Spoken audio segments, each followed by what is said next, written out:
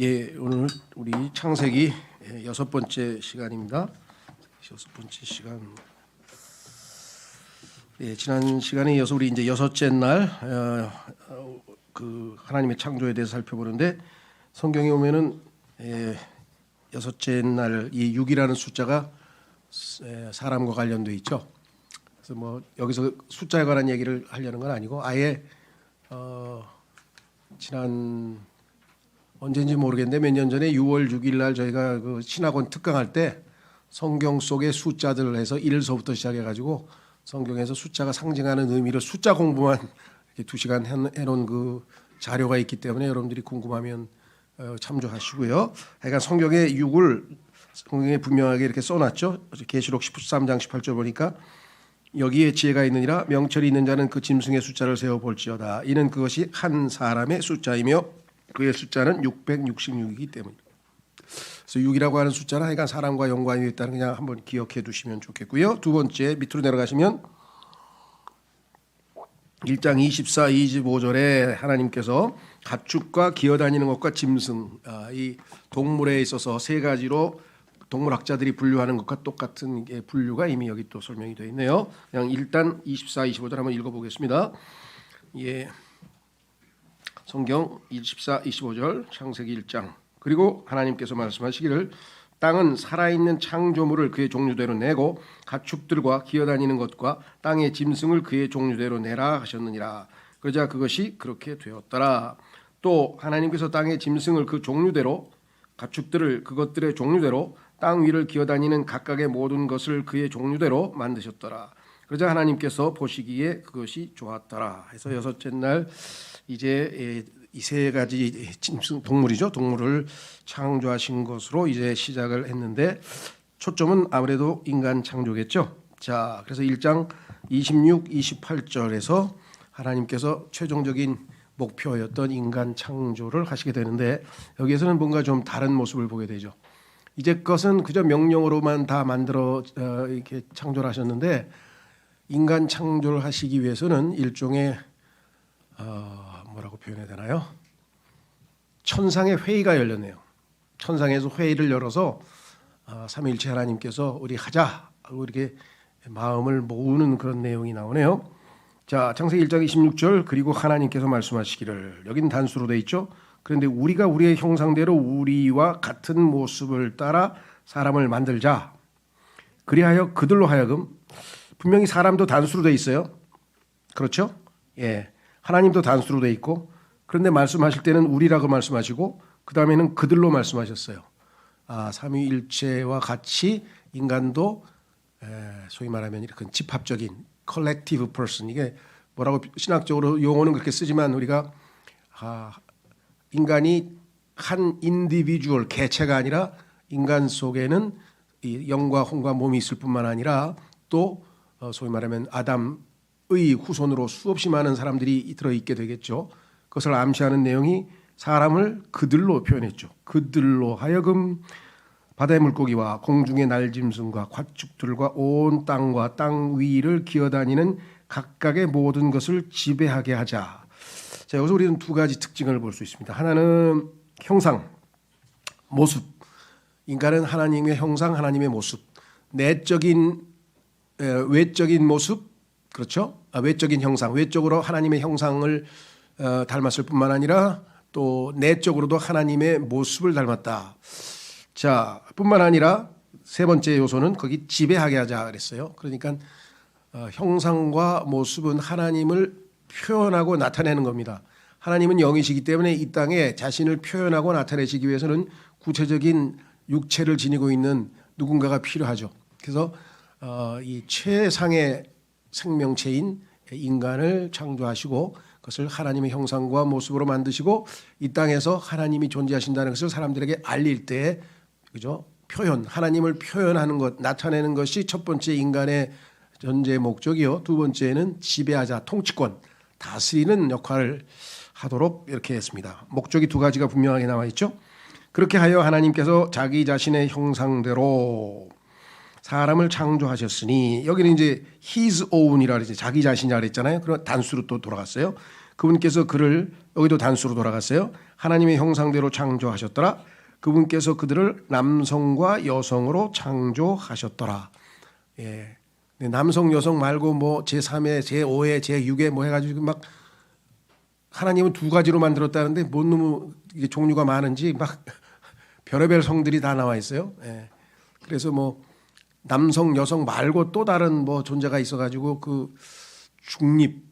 그래서 전 세계에 그 유명한 뭐랄까 그냥 그런 건물들 뭐 박물관 뭐 아니면 국회의사당 뭐 이런 데다가 그 이 중립 화장실이라 그래서 남자고 여자고 아무나 다 들어가는 막 그런 화장실 다 만들어놨대. 그거 안 만들면 이제 법에 어긋난다는 거예요. 그래서 서울대학교에서도 중립 화장실 만들자고 지금 데모하고 있어요. 학생들이 선진국을 따라가자고. 제일 앞장서는 나라는 이제 프랑스인데 프랑스에서는 아예 마크롱 대통령이 우리가 세계 1위가 되자 그래가지고 헌법에다가 모든 프랑스 사람들은 낙태할 권리가 있다. 낙태해도 아무런 제재도 받지 않고 얼마든지 할 수 있다. 헌법적 권리에다가 집어넣어놨어요. 자, 그래서 성경에는 분명히 남성과 여성 그 이외의 성은 없습니다. 28절 그리고 하나님께서 그들에게 복을 주셨으며 왜 복을 주셨을까요? 행복하게 만들어 주셨다 그랬는데 왜 복을 주셨을까요? 하나님을 표현하고 나타내야 하나님의 대리인을 이 땅에 만들어 놓으셨잖아요.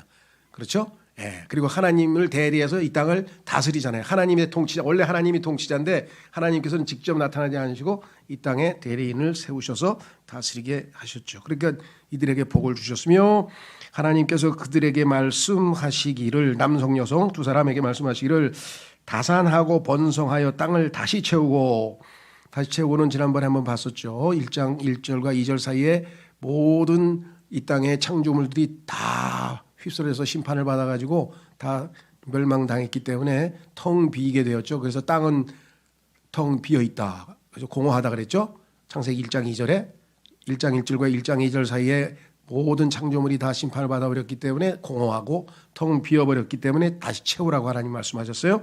그것을 정복하라. 또 바다의 물고기와 공중의 날짐승과 땅 위에 움직이고 살아있는 각각의 모든 것을 지배하라 하셨느니라. 자, 인간 창조의 26, 27, 28절 3절에 걸쳐서 하나님께서 말씀을 하셨습니다. 자, 그래서 우리는 여기 보시면 마태복음 19장 4절에 예수님께서도 이 구절을 인용하면서 남자 여자 남성 여성으로 만드셨다. 그래서 이제 우리가 원래대로 하자면은 뭐 여권을 내든지 주민등록증을 하든지 아니면 모든 자기의 신분을 밝힐 때 보면은 거기에 MF에서 메일, 피메일, 남성, 여성에다 동그라미 쳐야 되잖아요. 예, 근데 이제 안 치는 사람도 나타났다. 나는 남성도 아니고 여성도 아니다. 뭐 그런 사람이 있는데 그 권리를 인정해 줘야 된다는. 하여간 참 별 이상한 세상에서 살고 있는데 어떨 때는 읽으면 내용도 모르겠어요. 그거 말고 또 제4의 성이 있고 제5의 성이 있고 막 그렇게 자꾸 인간이 뭘 만들어요. AI가 만드는지 누가 만드는지 모르겠는데 자 그래서 여기 말씀하셨어요. 예수님께서 마태복음 19장 4절에 그러자 그분께서 그들에게 대답하여 같이 말씀하셨느니라 최초에 그들을 만드신 분께서 그들을 남성과 여성으로 만드셨다는 것을 너희는 읽어본 적이 없느냐? 읽어본 사람이면 다 알 텐데 왜 쓸데없는 짓을 하느냐 이렇게 말씀을 하셨죠. 자 그래서 일단 돌아옵니다. 그러면 여기서 이제 형상, 모습 근데 이게요. 형상은 영어로는 그러니까 이미지예요. 이미지.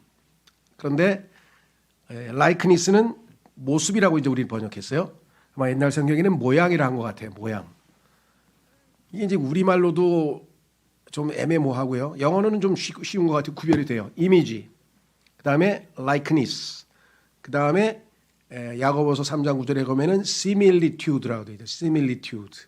이게 무슨 소리냐? 그러니까 그거는 모습이라고 또 번역했어요. 그러니까 사실은 모양, 모습, 형상 요 세 가지를 가지고 영어에다 이렇게 딱 맞췄으면 좋은데 그 소위 말하면 시밀리튜드도 모습으로 하고 또 이것도 모습으로 하고 그러니까 우리는 지금 모양이라는 단어를 하나 표준역에는 안 썼는데 다른 성경은 또 모양하고 모습하고 뒤바꾸고 또 어떤 성경은 형상하고 모양하고 뒤바꾸고 그래서 이 세 가지를 놓고 우리말 번역은 지금 약간의 아직은 정돈이 안 된 셈인데 일단 영어로 보시면 이미지라고 하는 것은 외적인 형상이잖아요. 이미지라는 것 자체가 시각적인. 그래서 이것은 겉모습 즉 우리의 하나님께서 아버지와 아들과 성령인 것처럼 인간도 영과 혼과 몸으로 된 삼위일체를 뜻한다. 이렇게 지금 제임스 낙스 목사는 해석을 했고 우리가 일단 그 해석을 따릅니다. 근데 그러면 그것만이냐? 또 그렇게 볼 수만은 없는 게 성경에 보면은 내용에 관한 얘기일 때도 있어요. 그래서 도덕적 어떤 능력을 지니고 있는 존재다. 그래서 하나님의 형상을 도덕과 연관시키는 해석들도 있어요. 그걸 우리가 무시할 수는 없죠. 그다음에 또 어떤 분들은 하나님의 형상은 하나님처럼 우리도 창조력이 창조의 창조할 수 있는 존재라는 뜻이고 지배할 수 있는 존재라고 하는 뜻이다. 그래서 어마어마하게 포괄적으로 하나님의 형상은 짐승이 갖고 있지 않은 그 무엇, 우리가 하나님만이 인간에게만 주신 그 무엇, 그것을 정의 내릴 때 하여간 다양하게 정의를 내립니다. 다양하게 정의를 내리기 때문에 우리도 단정 짓지는 않고요. 다만 협의, 좁은 의미로 이렇게 몰고 가면은 제임스 낙스 목사께서 말씀하신 것처럼 삼위일체가 우리가 형상이다. 일단 이렇게 저희는 해석을 하고 일단 나아갑니다만은 이게 유일한 해석이라고 단정 짓지는 않습니다. 자, 그래서 여기 보시면 요한일서 5장 7절에 보시면 삼위일체 하나님이 나타나 있죠. 이는 하늘에서 증거하시는 세 분이 계시니 아버지와 말씀과 성령님이시며 이 세 분은 하나이시기 때문이라. 전 세계의 킹제임스 성경을 제외한 모든 성서들에서 이 구절을 완전히 삭제시켰습니다. 마귀는 삼위일체 하나님이 나오는 것을 아주 싫어해. 그래서 삼위일체와 관련된 내용은 우리가 또 기회 있을 때 공부하지만 하여간 이 구절은 킹제임스 성경에서만 보존되어 있다라는 사실을 꼭 잊지 마시고요. 자, 그래서 인간도 데살로니가전서 2장 5장 23절에 그 다음 구절을 보시면 그리고 화평의 바로 그 하나님께서 너희를 온전히 성결하게 구별시키기를 기원하노라. 그리하여 우리 주 예수 그리스도의 오심까지 너희의 온 영과 혼과 몸 삼위일체 그렇죠? 비난받을 것이 없게 보존되기를 내가 하나님께 기도하노라. 이렇게 해서 인간이 혼과 영과 몸으로 된 것과 하나님의 삼위일체와 매치시켜서 하나님의 형상을 이렇게 해석하는 것이 또 한 가지의 방식이다. 자, 히브리서에 보면은요 하나님의 형상이라는 예수 그리스도가 하나님의 형상이라 이렇게 나와 있어요. 그러니까 하나님의 형상을 따라 우리가 지어졌다는 얘기는 예수님처럼 지어졌다는 얘기도 되죠. 그렇죠? 자, 거기 히브리서 1장 1절에서 3절 보시면 과거의 예언자들을 통하여 하나님 조상들에게 여러 시대들에 걸쳐 다양한 방식들로 말씀하신 하나님께서 구약이죠. 이 마지막 날들에 신약 시대에 그분의 아들을 통하여 우리에게 말씀하셨으니 예수님이 직접 이 땅에 오셨죠. 그 아들은 그분께서 모든 것들이 상속인으로 임명하신 분으로서 온 우주의 상속자가 예수님이시죠. 그 아들을 통하여 그분께서 또한 세상들을 만드셨느니라. 세상이 하나만 아니고 창세기 1장 1절에 이미 세상이 있었죠. 첫째 세상 없어지고 전에 있던 세상은 이미 심판받고 지금 현 세상 여러분과 제가 살고 있는 이 현 세상은 이제 불로 심판받기 위해서 지금 대기 중이라고 베드로후서 3장에 써 있죠. 그러면 다시 오는 세상이 올 것이다. 그래서 성경에서는 세상은 셋으로 되어 있어요. 자, 그래서 세상들을 지으셨죠. 지금 두 개를 지으시고 아직 하나는 남았죠. 그 다음에 3절 그 아들은 여기 나와 있네요. 하나님의 영광의 찬란함이시오 그분의 위격의 정확한 형상이시니 하나님의 정확한 형상이신 분이 예수 그리스도라. 자신의 권능의 말씀으로 모든 것들을 지탱하고 계시느니라. 예수님께서 지금 온 우주를 유지 관리하고 있습니다. 오늘도 해가 떴죠. 예수님이 관리하고 계시고 예수님의 명령에 따라서 지금 뜨고 지고 달이 공전하고 자전하고 이 모든 게 우연히 저절로 돌아가는 게 아닙니다. 우주는 인격에 의한 우주예요. 인격적 우주라 그러죠. 왜? 직접 예수 그리스도께서 운행하고 통제하고 있는 것이지 이게 기계처럼 그냥 자동으로 오토매틱처럼 자동으로 떴다가 해가 졌다가 이렇게 움직이는 게 아닙니다. 그래서 하나님께서 중간에 멈춰 세우신 적도 있죠. 여호수아에 보면은 잠깐 멈춰라 해서 해가 돌다 멈춘 성경 것도 나오죠. 예. 자, 그다음에 그분께서는 자신을 통하여 우리의 죄들을 깨끗하게 하셨고 이게 우리에게는 큰 복이죠. 높이 계시는 존엄하신 분의 오른편에 앉으셨도다. 지금 셋째 하늘에 앉아 계십니다. 자, 하나님의 형상 골로새서 1장 이거 15절인데 죄송합니다. 이거 찾아야겠네. 6번은 성경 구절을 제가 잘못 썼네요. 골로새서 1장 15절에 보면 예수님이 하나님의 형상이란 말이 또 나와요. 예, 찾겠습니다. 골로새서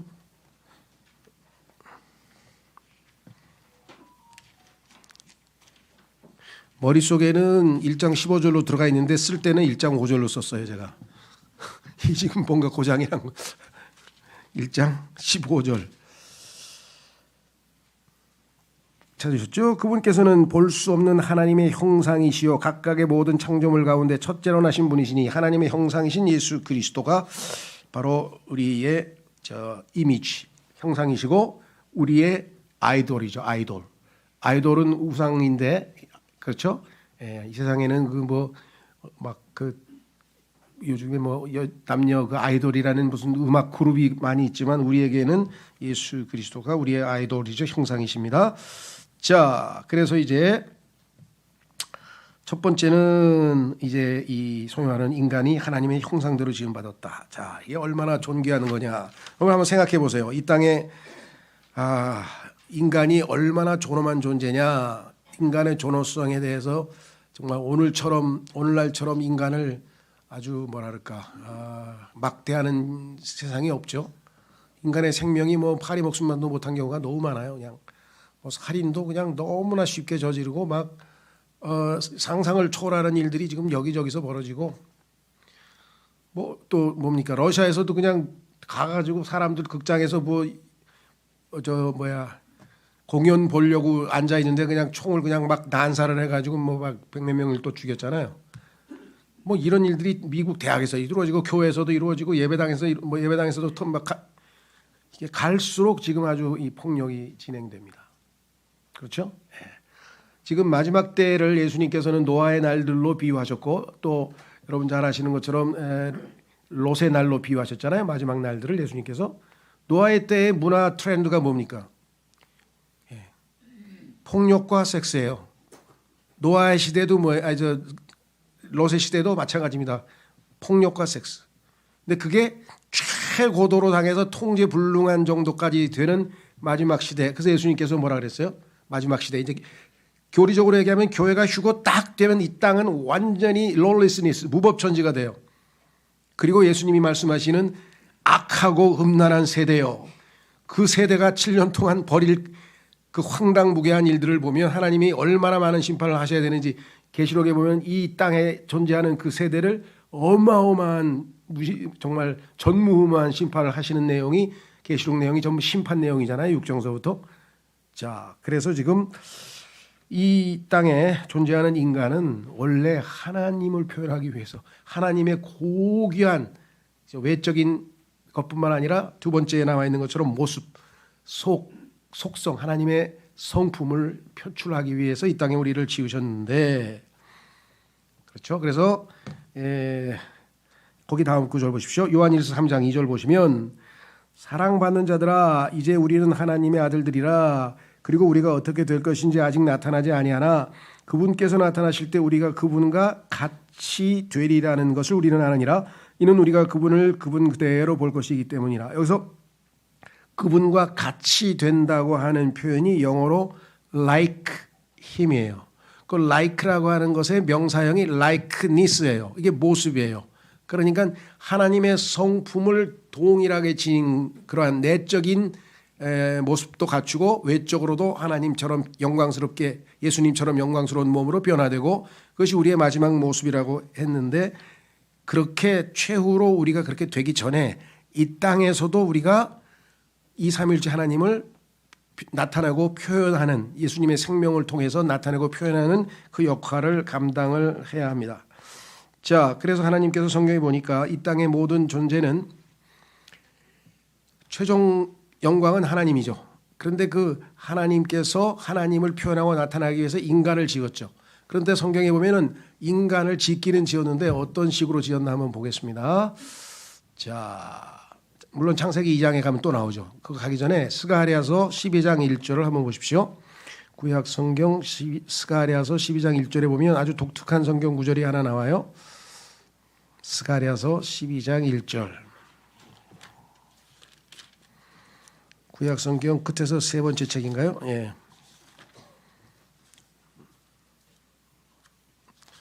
스가랴 12장 1절.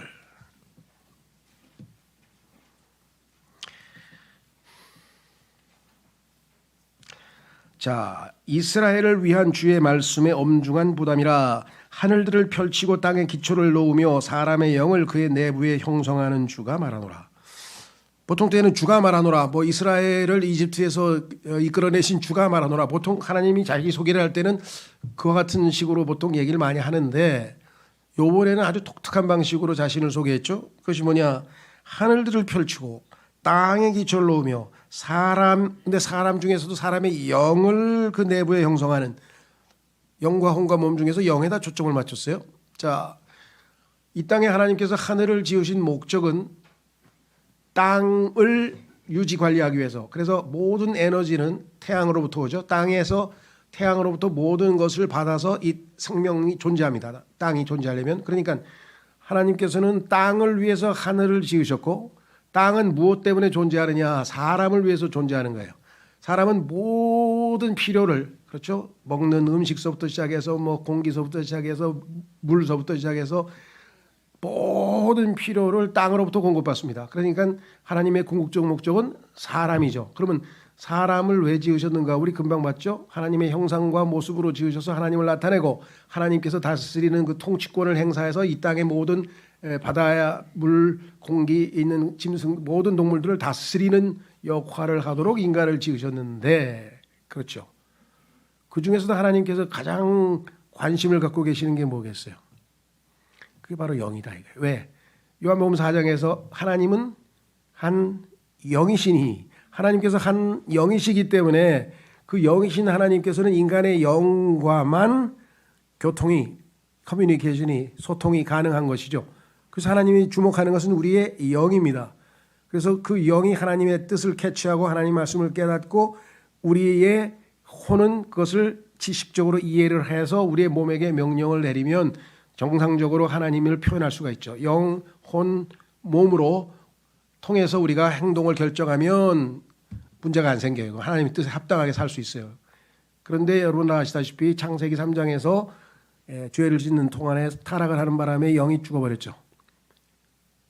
왜 그랬을까요? 처음에 하나님의 말씀을 새겨서 영, 혼, 몸의 순서로 갔으면 이분은 선과 악의 지식의 나무를 따먹을 리가 없죠. 왜? 하나님 말씀이 그거 따먹으면 반드시 죽는다, 절대 먹지 말라고 얘기를 했는데 하나님 먹지 말라고 한 거를 따먹을 리가 없잖아요.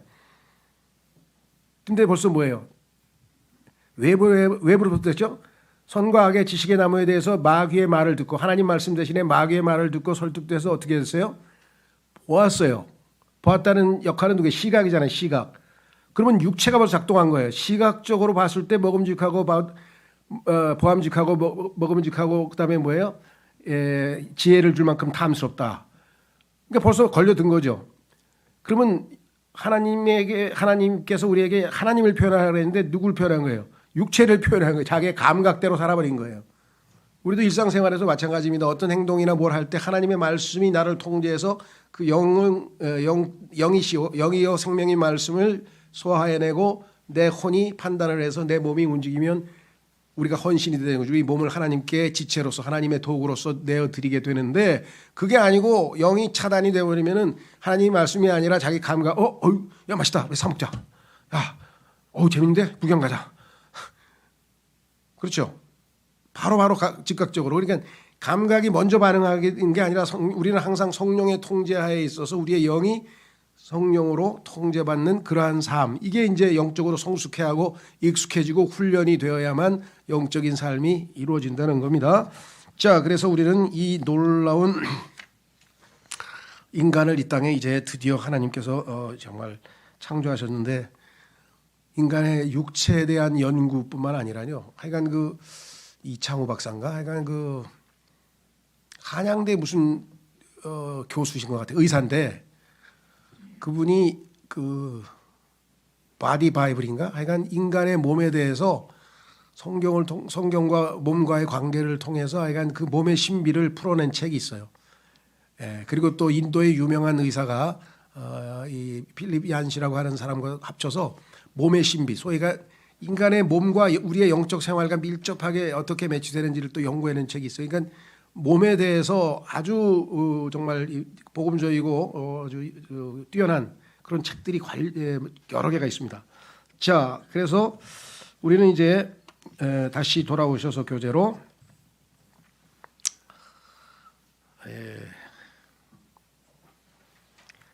교재로 오시면 성품 찾아봤죠. 우리가 아까 요한일서 3장 2절. 그 다음에 인간은 창세기 3장에서 근데 타락을 했어요. 그래서 이로 인해 모습은 상실하고, 자 아까 얘기했던 모습. 그래서 우리는 예수님이 오셔야 예수님의 모습을 되찾게 된다 그랬죠. 기억나세요? 아까 그분처럼 될 것이다. 근데 아직은 안 나타났다 그랬죠.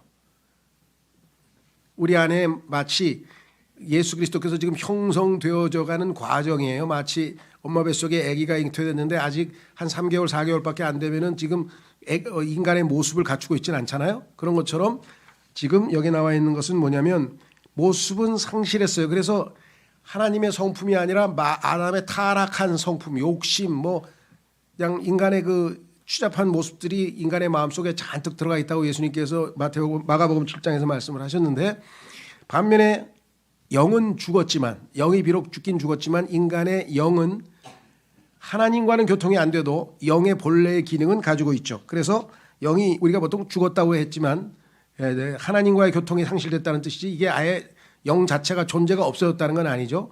고린도전서에 보면은 사람의 영 외에 사람을 누가 이해할 수 있느냐, 그렇죠. 그런 얘기가 나오잖아요. 자, 그래서 여기 나와 있는 것 중에서 이제 한 가지 짚고 넘어갈 것은 모양이라는 표현이 있죠. 자, 야고보서 3장으로 가보겠습니다. 야고보서 3장 9절. 야고보서 3장 9절에 보시면 뭐라고 돼 있냐면은 그것으로 우리가 하나님 곧 아버지를 찬양하는도다. 혀를 얘기합니다. 우리의 혀. 또 그것으로 우리가 하나님의 모습을 따라 만들어지는 사람들을 저주하느니라. 똑같은 혀가를 가지고 왜 이렇게 좋은 때 써야지 나쁜 데도 쓰느냐 하면서 혀에 대한 위험성의 경고가 야고보서 3장에. 그러니까 야고보서 3장 전체가 혀의 중요성에 대해서 얘기했어요. 혀는 그 어느 것도 그 누구도 길들일 수가 없다 이렇게 얘기를 하면서요. 자, 그런데 초점은 뭐냐? 끝에 여기에 지금 우리가 오늘 공부의 초점은 하나님의 모습이라고 했는데, 이 모습은 앞에 나와 있는 영어의 likenes스가 아니에요. 여기는 similitude라고 되어 있어요. 유사, 비슷하다는 뜻인데, 그게 무슨 소리냐면 여기서 얘기하는 사람은 거듭난 사람이 아니에요. 그렇죠? 그래서 아까 얘기했던 것처럼 인간의 모습은 상실하고 형상은 지니고 있는 어정쩡한 거듭나지 않은 인간 자체는 너무나 소중한 거야. 하나님의 형상을 지니고 있으니까. 그러나 하나님의 성품은 이미 상실해서 아주 죄성으로 가득 찬 인간도 겉모습은 뭐합니까? 그럴싸하죠. 왜? 어렸을 때부터 교육을 시키면요 아주 인품이 훌륭한 사람들이 많이 생겨났어요. 우리 뭐 조선시대도 보면 아주 막 뭐 율곡이 이도 있고 많잖아요. 뭐 그런 사람들처럼. 그러니까 이 세상에서 또 우리가 봐도 야 저건 그리스도인도 아닌데 어떻게 저렇게 아주 인간이 저렇게 고결한 도덕을 지니고 있을까. 그래서 이런 것들을 우리가 보통 해서 그냥 하나님의 모습을 희미하게 그림자처럼 그래도 지니고 있다는 뉘앙스로 이게 시밀리투드라는 것을 구분해서 썼어요, 하나님께서. 근데 이제 우리말로는 제가 요거를 하여간 구분을 해야 돼요. 요것을 모양으로 하면 라이크니스는 모습을 그대로 놔두고, 또 아니면 라이크니스를 모양으로 하면 이거는 모습으로 바꾸고 해서 두 가지를 좀 구분해야 되겠다. 그래서 제가 여기 참조로 써놨으니까 기억해 두시고요. 세 번째는 3번에 보면 지배다 그랬대. 지배. 자, 사실은 이제 인간에 있어서 두 가지는, 하나님을 표현하는 것은 형상과 모습이고, 지배하는 것은 인간이 하나님께서 주시는 통치권을 행사하는 겁니다. 그래서 인간을 만물의 영장이라고 표현했죠, 보통. 자, 두 군데 한번 찾아보겠습니다. 히브리서 2장 6절과 8절에 보면은 이렇게 써 있어요. 그러나 어느 곳에선가 한 사람이 이같이 말하면서 증언하였느니라. 사람이 무엇이기에 당신께서 그를 유념하시나이까? 인간 아무것도 아닌데 왜 이렇게 유념하시고 계십니까? 아니면 사람의 아들이 무엇이기에 당신께서는 그를 찾아오시나이까? 이 낮고 낮은 셋째 하늘에서 이 낮고 낮은 곳까지 예수님이 찾아오셨잖아요. 시편 기자죠. 당신께서 그를 천사들보다 조금 낮게 만드셨나이다. 천사는 영이고 인간은 육체이기 때문에 천사는 그 모든 면에서 하나님의 형상이라고 하는 것만 빼고는 인간보다 우월한 존재죠. 그러나 더 중요한 것은 우리는 하나님의 형상이기 때문에 영적으로 우리가 앞서 있죠. 자, 당신께서 그를 영광과 존귀로 왕관을 씌우셨으며, 창세기 1장에서 지금 정복자로 통치자로 세우셨잖아요. 그래서 우리는 아담을 왕으로, 이 땅의 만물의 영장이라 해서 아담 the first. 아담 1세 이렇게 돼. 아담이 이 왕이라는 뜻으로 그렇게 표현하기도 합니다. 당신의 두 손의 작품들 위에 그를 세우셨나이다. 정복자, 통치자로 세웠잖아요. 모든 걸 관리하잖아요. 그렇죠? 그래서 하나님께서 에덴이라고 하는 그 지역에 동산을 하나 만드시고 동산 관리인으로 그래서 모든 것을 관리하고 유지하고 다스리는 그러한 역할을 아담에게 맡기셨다 그랬습니다. 자, 그래서 당신께서는 모든 것들을 그의 발 아래에 놓으시고 복종하게 하셨나이다. 그렇습니다. 인간이 원래부터 가지고 있던 지위였죠. 이는 그분께서 모든 것을 그의 아래에 놓으시어 복종하게 하셨기 때문에 그분은 그의 아래 놓지 않으신 것은 아무것도 남기지 아니하셨느니라. 그러나 지금 우리는 아직 모든 것들이 그의 아래 놓인 것을 보지 아니하는도다. 그 얘기는 뭐냐면 통치권을 아담이 사탄에게 창세기 3장에서 넘겨주는 바람에 하나님이 주시는 통치권을 행사할 수 없는 상황이 됐어요. 그래서 짐승들도 원래는 인간을 무서워해야죠. 인간이 짐승을 다스려야 되는데 인간이 짐승이 무서워가지고 어떻게 했어요? 인간을 보호하기 위해서 도시를 만들어서 성벽을 짓고 그래서 제일 당시에 인기 있는 그 스타 영웅이 누구예요? 짐승의 공격으로부터 인간을 보호해 줄 수 있는 자.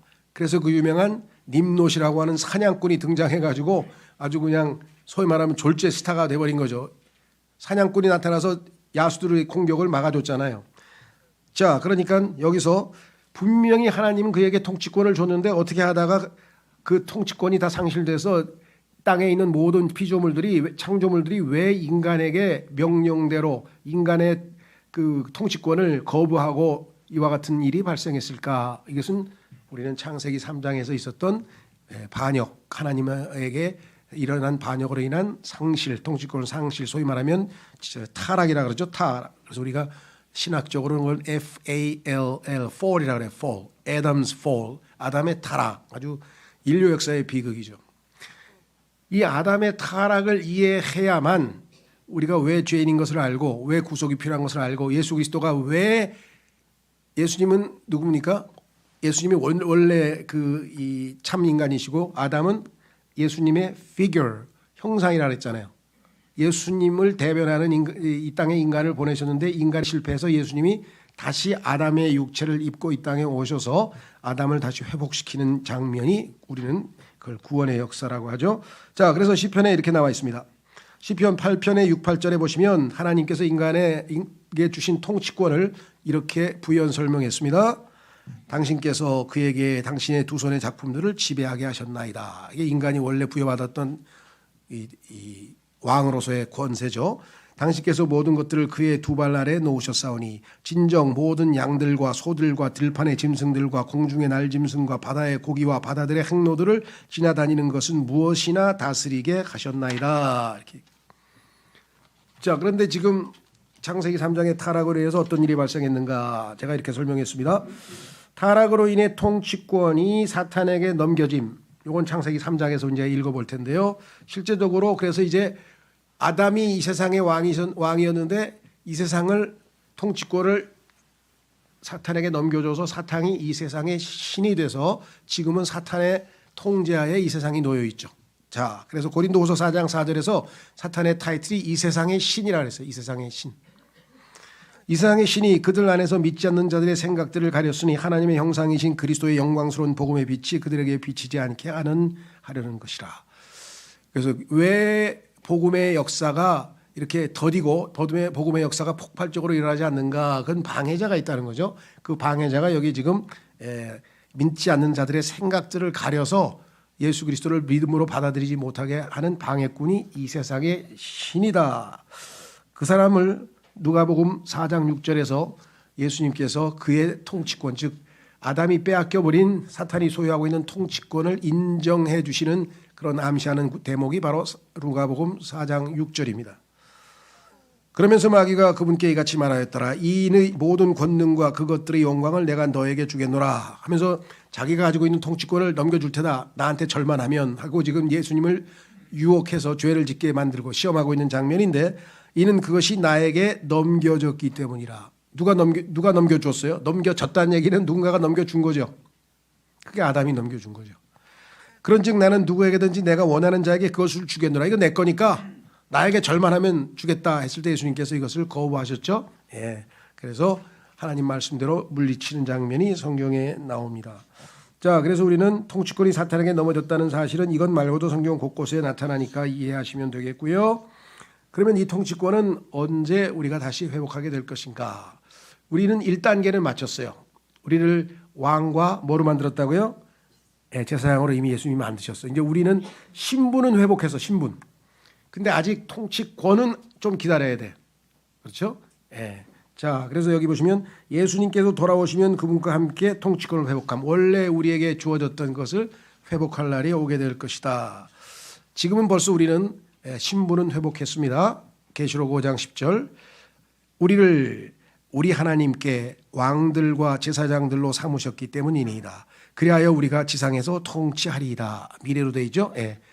지금 이미 신분은 왕과 제사장이 됐지만 주님이 돌아오셔야 천년왕국의 왕이 되셔야 예수님께서 King of Kings, 왕들의 왕이 되셔야 왕들인 우리도 예수님의 통치권을 행사해낼 수가 있다. 이렇게 얘기를 했습니다.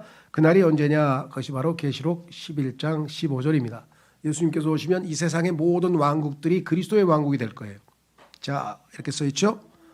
그리고 일곱째 천사가 나팔을 울렸더니 하늘에서 커다란 음성들이 있어 말하기를 이 세상의 왕국들이, 지금은 왕국들이 몇 개 안 되죠. 영국, 뭐 네덜란드인가, 아니 덴마크인가, 뭐 해가지고 지금 왕이 형식적이라도 있는 나라는 뭐 태국을 포함해서 그저 한 10여 개밖에 안 될 것 같은데 다 지금 공화국으로 바뀌었죠. 근데 아마 적그리스도가 다스리는 그때 되면 왕국들이 엄청 많이 생겨날 것 같아요. 좌우지간 어떻게 바뀔지는 우리는 모르지만 예수 그리스도께서 오시면 이 세상의 왕국들이 다 누구여야 되냐? 우리 주와 우리 주의 왕국들과 그분의 그리스도의 왕국들이 되는도다. 이 땅에 있는 모든 왕국들을 다 예수님께서 차지하시게 되고 그것을 다스리시는 예수 그리스도께서 다스리는 그 기간이 1000년이 될 것을 우리가 성경에 써 있기 때문에 성경에는 없지만 1000년 왕국이라는 이름을 붙인 거죠. 그것이 예수님께서 회개하라, 하늘의 왕국이 가까이 왔느니라 하고 외치셨을 때 이 지상에 세우시려고 왔는데 백성인 이스라엘 백성들의 거부로 인해서 예수 그리스도께서는 2000년간 이 땅의 교회 시대를 마련하고 다시 돌아가셨다가 되돌아오실 것을 성경에다 약속하셨죠. 그때 우리에게도 통치권이 회복이 될 것이다. 그래서 그리하여 그분께서 영원 무궁토록 통치하시리라 이렇게 되어 있습니다. 자, 그래서 인간에게 하나님이 원래 주신 두 가지 형상 모습을 통해서 하나님을 표현하는, 하나님이 우리를 통해서 하나님이 누구이신지를 사람들에게 알리는, 하나님을 나타내고 표현하는 것이 원래 인간에게 주어진 것이고, 그 다음에 두 번째는 하나님께서 주신 통치권을 우리가 행사해서 하나님의 모든 피조물들을 관리하는 관리자로서, 경영자로서의 위치를 우리에게 주신 것이다. 이건 이제 예수님이 오셔서 일부 회복하셨고 나중에 완전히 오시면 회복하시겠죠. 그 다음에 29절에서 30절로 가겠습니다. 창세기 1장 29, 30절로 가시면 인간에게 하나님께서 생명만 만들어 놓고 생명이 유지되려면 어떻게 됩니까? 예, 음식물이 공급이 돼야 될 거 아니에요. 뭘 먹어야 살 거 아니에요. 그렇죠? 예, 그래서 이 땅에 있는 모든 그 짐승들에게 다 먹이를 주시는 분이 하나님이라고 성경에 써 있어요. 어디 써 있습니까? 예, 욥기에 보면은 써 있어요. 사자에게 먹이도 주시고 모든 짐승들에게 다 필요에 따라 다 먹이시는 분이 하나님이시라고 성경에 써 있어요. 그래서 너희들은 먹을 것과 입을 것 걱정하지 말고 하나님의 왕국을 먼저 구하라고 예수님도 말씀하셨잖아요. 다 돌아보고 계십니다. 자, 그래서 다시 돌아오십니다. 29절 30절 보겠습니다.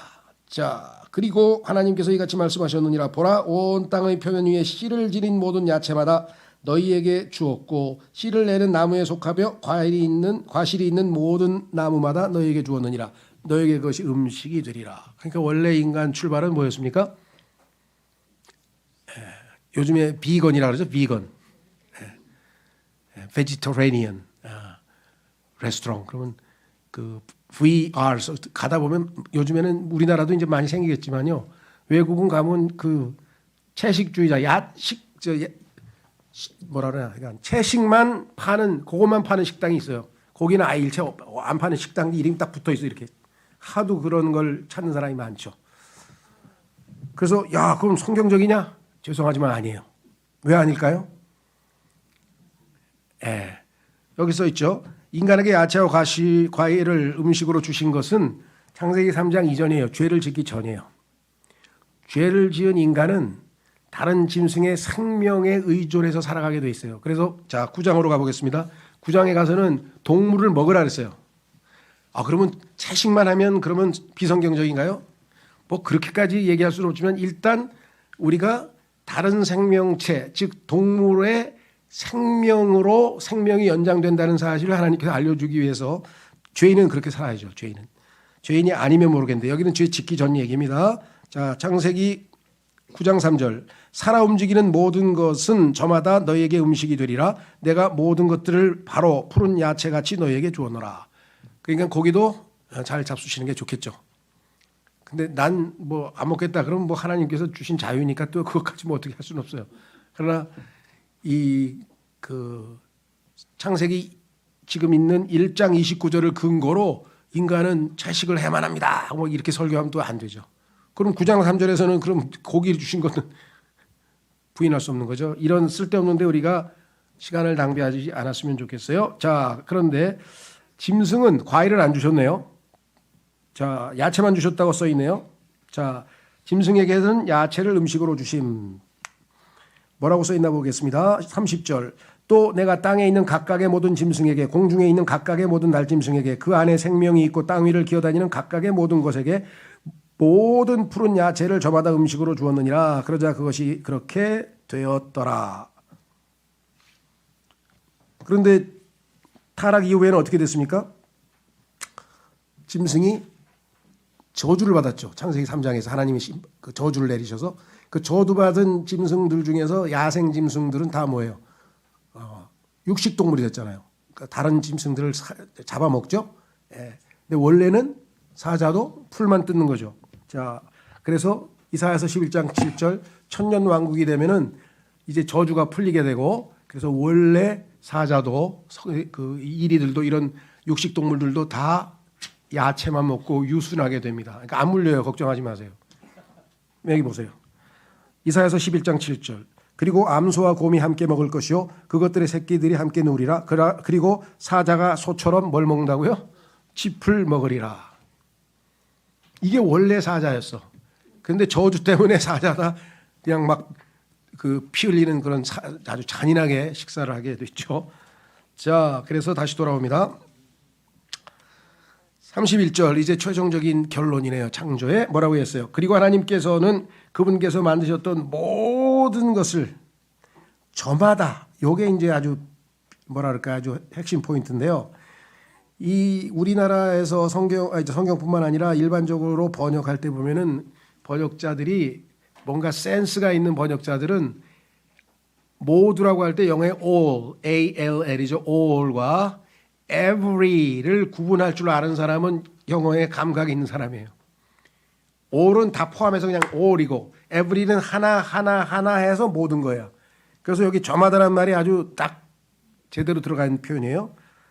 every라고 되어 있죠. 그래서 every를 뭐라고 표현했는가? 여기 지금 성경에는 저마다 이렇게 표현되어 있는데 그래서 모든 것을 하나하나 음미를 하신 거야. 그렇죠? 처음에는 하늘을 탁 바라보고 하나님이 지으신 걸 되게 흡족하셨겠죠? 그다음에 땅을 한번 쫙 보고 풀, 나무, 그다음에 뭡니까? 풀, 그다음에 야채, 그다음에 나무 세 가지 탁 이렇게 하나님이 지으신 것도 보시고 그다음에 뭐 기는 것 가축도 보시고 다 하나하나 보시면서 얼마나 흡족해 하셨겠어요. 그렇죠? 요즘도 보면은 그 창작하는 사람들 있죠. 특히 이제 뭐 음악도 음악이지만 이제 제일 중요한 건 미술가들은요. 자기가 만들어 놓은 작품을 자기 집에도 전시해 놔요. 자기 보죠. 그리고 또 항상 전시회를 가끔씩 열어서 사람들 보게 하는 거예요. 이렇게 바라보면서 이제 하나님처럼 그것이 아주 좋았더라. 하나님께서 보니까 나쁜 게 한 개도 없어. 다 좋아. 창세기 1장에 나오는 둘째 날만 빼고 둘째 날에는 하나님이 좋았다란 말을 안 써셨어요. 그 중에 하나가 있죠. 그게 뭐예요? 지금 현재 있는 우주 공간에 있는 영적인 악한 존재들이 거기에 다 있어요. 하나님 보시기에 좋을 리가 없죠. 확인해 보겠습니다. 에베소서 6장으로 가보겠습니다. 에베소서 6장. 에베소서 6장.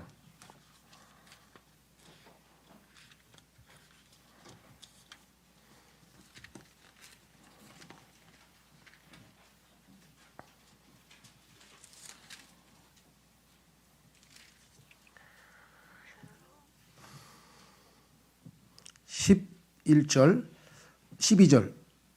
에베소서 1장 12절. 이는 우리가 살과 피를 대적하여 맞붙어 싸우는 것이 아니요 오직 정사들을 대적하고 권능들을 대적하며 이 세상 어둠의 주관자들을 대적하고 그다음에 뭐라고 되어 있습니까? 높은 곳들에 있는 영적 사악함을 대적하여 맞붙어 싸우기 때문이라. 이 높은 곳들에 있는 영적 사악함 둘째 하늘에 있죠. 그래서 예수님께서 재림하실 때 성경에 보면은 왕들을 심판하시는데 두 번에 걸쳐서 심판을 해요. 중간에 내려와서 여기 둘째 하늘에서 둘째 하늘에 있는 이 악한 자들서부터 권능과 정사라고 되어 있는 요자들부터 이사야서 24장에 보면은 심판하시고 그 다음에 지상에 와서 지상의 왕들 열 왕들 포함해서 적그리스도와 함께 힘을 합쳐서 반란을 일으킨 모든 자들을 심판하시고 첫 번째 심판에 대해 사람들이 혼동을 해요. 이게 무슨 심판이야? 근데 바로 여기잖아요. 공중에 악한 자들을 심판하시는 내용이 또 성경에 나와 있어요. 자, 다시 돌아옵니다. 그래서 우리는 이제 아름다운 하나님께서 보시기에 매우 좋았다라고 하는 이 세상에 살게 되었다. 자, 이걸 좀 정리해 보겠습니다. 31절에 이렇게 돼 있어요. 하나님의 창조 사역을 통해 본 하나님의 신성하신 속성들은 뭐냐? 그러면 창세기 1장 전체를 보면서 하나님에 대해서 우리가 무엇을 배울 것인가? 첫 번째는 하나님의 영광이죠. 자, 시편 19장으로 한번 가보겠습니다. 시편 19장. 시편 19장에 보시면 1절서부터 6절까지 시편 19편 1절에서 6절까지 보시면 하나님께서 자기 자신을 나타내 보여주시는 거죠. 숨어 있는 게 아니라 나타내 보여주시는 것, 그것을 하나님의 자기 계시인데 두 가지 방식이 일단 나와요. 성경에 보면 9가지가 있어요. 하나님께서 자기 자신을 나타내서 사람들로 하여금 보도록 계시하시는 방식이 9가지가 있는데 그중에 여기 중요한 게 두 가지죠. 하나는 뭐냐면 자연 만물, 하나님이 지으신 자연을 통해서 하나님이 자신을 계시하시고, 두 번째는 기록된 말씀을 통해서 계시하시고, 그 내용이 시편 19편에 나와 있어요. 그러니까 시편 19편은 아주 중요한 것이죠. 하나님께서 자신을 계시하시는 두 가지 방식이 나와 있는데 시편 19편 1절 하늘들이 하나님의 영광을 선언하나이다. 또 궁창이 그분의 손으로 하신 작업을 보여주나이다. 낮은 낮에게 연설을 하고 밤은 밤에게 지식을 보이나이다. 그것들의 음성이 들리지 않은 언사도 언어도 없나이다. 그것들의 어구가 온 땅에 걸쳐나갔고 그것들의 말들은 세상의 끝에 다다랐나이다. 그것들 안에 그분께서 태양을 위한 장막을 세우셨나이다. 태양은 그의 침실에서 나오고 있는 신랑 같고 재림하시는 예수님 강한 남자같이 경주에서 달리기를 크게 기뻐하나이다. 5절은 재림하시는 예수님의 모습을 표현했고 그의 나아감은 하늘의 끝에서부터요 그의 순한 눈은 그것들의 끝들에 이르나이다. 그런즉 해의 열기로부터 숨겨지는 것이 아무것도 없나이다. 재림하실 때 모든 것을 불태워버리시는 의의 태양이신 예수 그리스도가 나와야 돼. 그러니까 자연 만물을 통해서 하나님이 자기 자신을 계시하신 거죠. 로마서 1장에 나와 있는 것처럼 하나님의 신격과 권능이 만드신 것에 의해 나타난다는 얘기예요. 그 다음에 19장 7절서부터는 하나님의 말씀에 관한 내용이 쭉 나와 있어요. 이거는 신학적으로 특별 계시라 그래요. 앞에 있는 것은 일반 계시라 그래요. 일반 계시는 구원받지 않고 내주하시는 성령이 없는 사람도 알아. 하고 아름다운 자연 만물을 보면서 하나님이 조물주가 계시고 막 감탄을 하고 그래요. 그러나 그거는 살아계신 하나님을 제대로 찬양하고 영광 돌릴 수는 없어요. 왜? 우리는 특별 계시를 통해서 하나님의 어떠하신 분인가를 알고 그분을 받아들여서 그분의 생명이 우리 안에 들어와 있기 때문에 그런 사람만이, 그러니까 일반 계시는 하나님에 대해서 알려줘서 하나님의 말씀을 듣고 구원받을 수 있는 계기는 만들어주지만 일반 계시 자체만으로 구원이 성립될 수는 없다는 걸 우리가 기억해 두셔야 되겠죠. 자, 그리고 두 번째 신격. 2번에 가면 하나님의 권능과 신격은 로마서 1장 20절에 써 있죠. 이는 세상의 창조 때부터 그분께 속한 보이지 않는 것들이 분명히 보였기 때문이니 심지어 그분의 영존하는 권능과 신격까지도 만들어진 것들에 의하여 이해되었도다. 그러므로 그들에게 변명거리는 없느니라. 하나님이 없다 하는 변명은 성립되지 않는다. 세 번째, 하나님의 사랑. 이 모든 것을 하나님께서 인간에게 선물로 주시기 위해서 다 만들어 놓은 거예요. 이거. 그 여러분들이 지나가다가 풀뿌리 하나나 나무가지 하나나 날아다니는 새 한 마리나 아니면 이 모든 것들을 봤을 때 뭐예요 이게? 예. 뭐 어머니든 아이간 애인이든 정성스럽게 뭐 이제 요즘엔 그런 것도 안 하지만 옛날에 보면 막 장갑을 막 이렇게 떠가지고 막 선물하고 그러잖아요. 그럼 그 정성에 감동하잖아. 예? 별것도 아닌데 우리 여자친구가 만들어줬다고 막 좋아가지고 막. 여러분 하나님께서 이 모든 걸 다 만들어놨는데 지나가다가 꽃을 보면서 하나님께 감사라고 한번 했나요? 감탄이라도 한번 하고. 예. 지금 점심 때 가보니까 벌써 지금 막 꽃이 많이 폈더라고 지금. 뭐 더워 막 21도가 돼가지고 거의 더워. 그런데 이제 한 달 동안은 교제를 할 때 점심 먹고 바깥으로 나가가지고 설거지하는 사람은 빼고 여기 거리공원. 우리나라에서 양쪽에 도로 있고 가운데 거리 있는데 별로 없어요. 여기 대단히 아주 좋은 동네예요. 예? 구로 9명의 노인들이 평화롭게 살았대잖아요. 이 동네. 지팡이 9개도 딱 여기 있고. 한번 걸어가서 식물 하나하나 이게 다 뭐야? 하나님의 사랑이에요. 자, 그뿐 아니라 제일 중요한 건 뭡니까? 10절 8절 4절 사람이 무엇이기에 당신께서 그를 유념하시나이까? 또 사람의 아들이 무엇이기에 당신께서 그를 찾아오시나이까? 하나님이 만들어 놓은 이 땅의 모든 창조물 중에 하나님께서 가장 관심을 기울이는 게 인간이야. 왜? 하나님의 형상대로 하나님의 모습대로 지어놨으니까. 그렇죠. 그런데 그 죄인이 그 인간이 죄를 져가지고 이 땅에서 비참하게 된 것을 보고 구출하기 위해서 구원하기 위해서 대신 죽기 위해서 또 찾아까지 오셨어. 그 얘기를 듣고도 사랑이 안 느껴지면 그건 뭐 좀 고장이 난 거겠죠. 예. 그래서 늘 얘기하지만 예수님 안 믿는 여자하고는 절대 결혼하지 말아라. 아주 지독한 여자다. 이렇게 하나님의 사랑에 무딘 여자들하고 하나님의 사랑을 느끼지 못하는 여자가 그건 제가 한 얘기가 아니고 유명한 설교자가 있으니까 저는 잘 몰라요. 자, 섭리적으로 돌보심. 자, 하나님께서 이 모든 것들을 그냥 만들어 놓고 나 몰라라 하시는 분이 아니에요. 다 관리, 유지, 보수를 다 하세요. 아까 얘기했잖아요. 예수님께서 지금 붙들고 계신다 그랬죠. 그분에 의해서 존재한다고 써 있죠. 짐승들, 사자 뭐 다 먹이신다 그랬죠. 유지, 관리, 보수 인간에게 다 합니다. 때가 되면 지금 뭐예요? 뭐 이제 뭐 심어놓은 감자에서 뭐 싹이 나고 막 뭐가 나고 뭐 그다음에 좀 보리가 나오고 그다음에 밀이 나오고 그다음에 조금 있으면 막 가을에 되면 뭐 또 벼수확하고 막 과일 나오고 이거 다 뭐예요?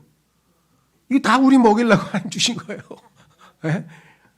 근데 무감각하게 살아요. 무감각하게 원더 경이로움이 여러분에게 없으면 그건 더 이상 신앙생활이 아니에요. 신앙생활하는 사람은 매일 하루하루마다가 경이로운 거야. 왜? 성경에 보면 잠자는 게 죽은 거예요. 근데 잠자는데 어떻게 또 깨났어? 아침에 일어난 것부터 경이로운 거예요. 그렇죠? 거기서부터 시작해가지고 하루하루가 다 그리스도인은 감격의 감격 속에 살아야 돼. 그러면 시시한 거에 감동을 안 해. 뭐 오빠 하고 막 그냥 이거 가서 막 노래 부르고 박수 치고 막 이런데 안 가도 그보다 더 큰 감격을 마음에. 그렇죠? 아이고 뭐 유현진 뭐 잘 던지는 거 아는데 왔다고 막 야구장에 미어 터지고 막 새벽에 와가지고 표를 산다 그러고 뭐 그걸 잘못했다는 건 아니지만 우리는 훨씬 더 우리에게 감격스럽고 주의 오른편에는 항상 즐거움이 있다 그랬잖아요. 그죠? 제가 약간 딱 한 번 한 것 같아요. 즐거움, 쾌락이라는 제목으로 설교는 딱 여태까지 거의 25년 동안 한 번밖에 안 한 것 같은데 꼭 한 번 더 해야 될 것 같아요. 그리스도인은 정말 즐겁고 행복하게 살아야 되는 사람이에요. 하나님께서 우리를 어떻게 하셨는가를 제대로 알기만 하면 여기 써 있네요. 누가 자신의 오므린 손으로 물들을 측량하였고 뼘으로 하늘을 재었으며 땅의 티끌을 도량 안에 담아보았고 저울의 접시들 안에 산들을 달아보면 접시에 산을 달아보시는 예? 한라산 무게가 얼마인지 다 달아보셨대 하나님께서. 저울로 언덕들을 달아보았느냐. 누가 주의 영을 지도하였으며 그분의 조언자가 되어 그분을 가르친 적이 있느냐. 그분께서 누구와 상의하였느냐. 다 혼자서 하신 거예요. 또 누가 그분을 훈계하고 그분의 공의의 행로 가운데 가르치며 그분께 지식을 가르치고 그분께 명철의 길을 보였느냐. 아무도 없다 이게. 다 하나님이 하신 거죠. 다 우리를 위해서. 네 번째, 다섯 번째 지혜. 하나님의 지혜는 어느 정도인가. 여기는요. 욥기 28장 20절에서 28절인데 이거 한번 찾아보세요. 여러분들이.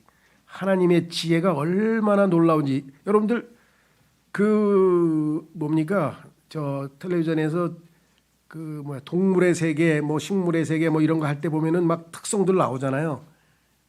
때가 되면 동물들이 어디에 갔다가 다시 돌아오는 연어의 회기서부터 시작해가지고 길을 어떻게 찾아서 거기까지 찾아갔는지부터 시작해서 생존할 때 어떻게 생존하는지 이런 거 보면은 그게 다 하나님의 지혜라고 써 있어요. 하나님의 지혜. 그래서 인간은 그 하나님의 지혜로부터 조금씩 배우죠. 그래서 자연현상에서 뭔가 아이디어를 얻어서 좋은 뭔가 제품을 만들고 하죠. 자, 왜 결과적으로 아주 좋았더라 했냐 아까 말씀드렸어요. 형상과 통치권으로 인해서 하나님이 자신을 표현할 인간을 만드셔서 하나님의 형상과 모습을 지닌 인간을 볼 때마다 흐뭇하신 거예요. 그렇죠? 예. 오늘도 제가 보니까 여기 이제 세 돌 된 손주들이 오니까 끝나자마자 가서 봤잖아요. 이렇게.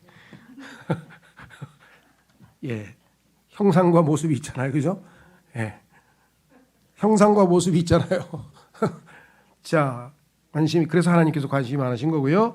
PS. 자, 하나님께서 내리신 복들이 보니까 여기 다산하고 번성하라, 다시 채우라, 지배하라. 이게 모두 인간에게 하나님이 주신 축복들의 내용들입니다. 다음 시간에 이걸 더 필요하면 더 보완하겠습니다. 마지막 성경 구절 세 구절 읽고 마치겠습니다.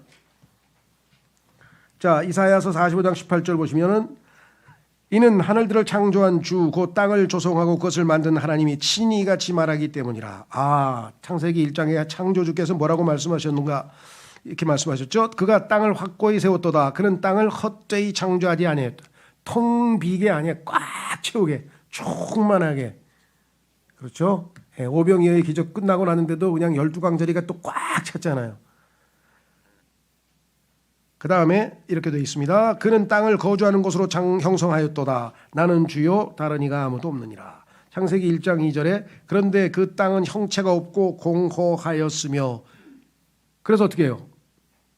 다시 채웠잖아요. 아담을 지어놓고 다시 채워라. 다시 채워라. 텅 비어있는데 다시 채워라. 어둠이 깊음의 표면 위에 있더라. 그리고 하나님의 영께서 물들의 표면 위에 움직이셨더라. 그래서 여기 나와 있는 어둠을 물리치기 위해서 빛이 있으라 하고 명하셨고요. 9장 1절. 그리고 하나님께서 노아와 그의 아들들에게 복을 주시며 그들에게 이같이 말씀하셨느니라. 다산하고 번성하여 땅을 다시 채우라. 왜 그래요? 죄를 지어가지고 숨이 붙어있는 건 모조리 다 죽었어. 8명 빼고는 다 죽어버렸대. 노아의 홍수로 인해서. 그래서 뭐예요? 노아에게 다시 채우라. 하나님께서 몇 번의 기회를 주고 계신가 한번 보십시오. 그렇죠? 그러니까 진화론은 정반대죠. 타락하면 끄집어 올리고 타락하면 끄집어 올리고 타락하면 끄집어 올리고. 이스라엘도 뭐야? 축복했는데 타락하면 다시 끄집어 올리고 다시 끄집어. 하나님의 역사가 계속해서 일어난 거지. 인간이 한 번이라도 위로 올라간 적이 없어요. 인간은 항상 뭐예요? 항상 밑으로 향해. 타락을 해. 그렇죠? 예. 자, 그래서 우리는 창세기 1장을 이제 약간 대충 좀 마쳤고요. 다음 시간에 이제 창세기 2장 들어가서 이제 조금씩 더 구체적인 내용을 공부해 보도록 하겠습니다. 제가 마침 기도하고 오늘 집회를 마치겠습니다.